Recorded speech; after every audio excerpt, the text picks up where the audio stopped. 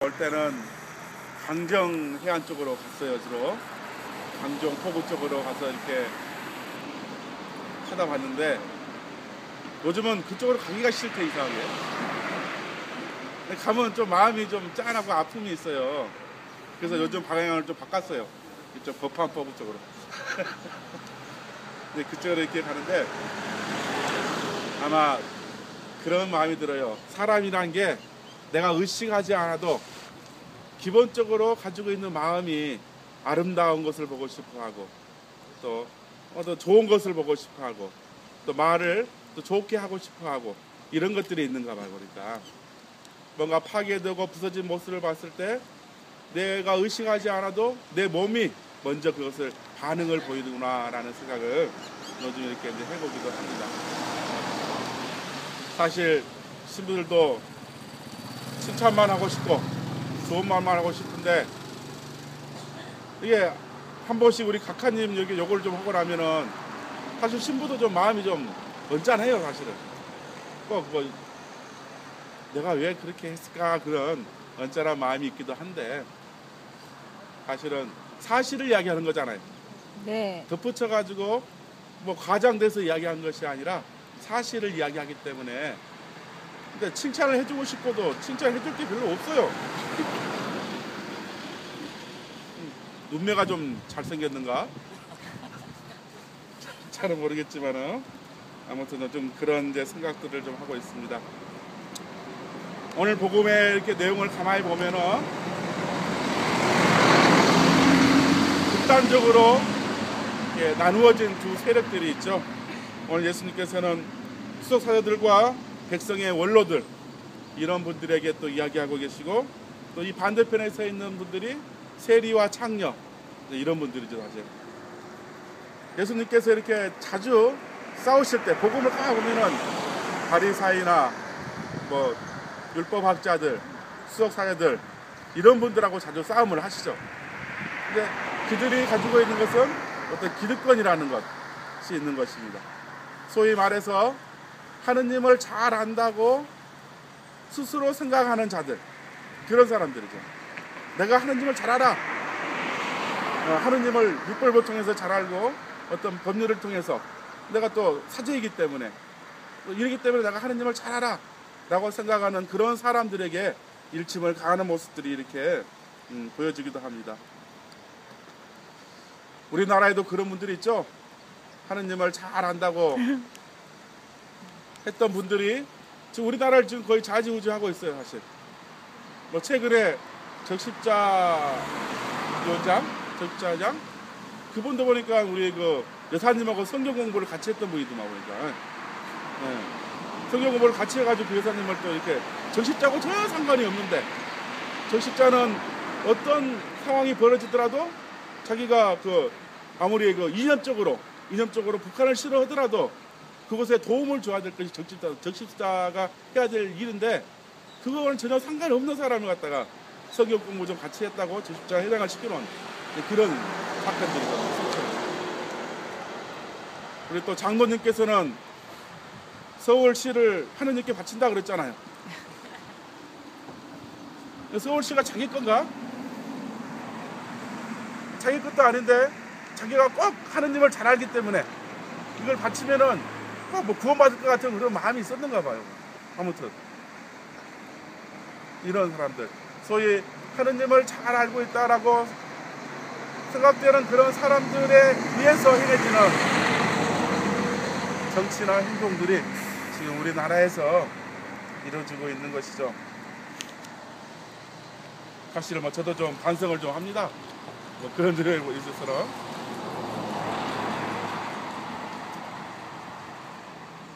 아무튼 그렇습니다. FTA 이거 국가 간의 조약을 일순간에 이렇게 날치기로 통과시킨 전례가 없었던 거예요. 우리나라에 한 번 있었대요. 이완용이 나라 팔아먹을 때 그때 국가 간의 조약을 날치기로 한 번 했고 그 다음에 지금이에요. 지금 이게 없는 이렇게 할 수가 없는 거예요. 사실은. 근데 그런 걸 했잖아요. 사실은 그게 사실이잖아요. 천안함 인간 어뢰를 들고 가서 북한 우리 해군 함정을 파괴했을까? 도대체 납득이 안 되는 일들, 이런 것들 사실이잖아요.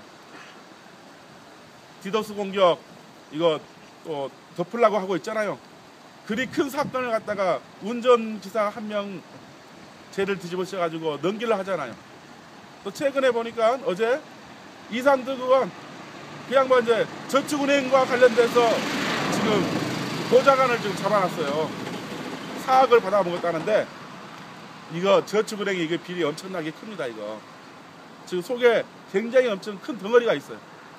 근데 이런 것들을 언론과 이런 것을 다 동원해가지고 자기는 책임지지 않고 밑에 있는 아주 작은 사람 한 사람 이렇게 제물로 바쳐가지고 하고 있는 것이 사실이죠.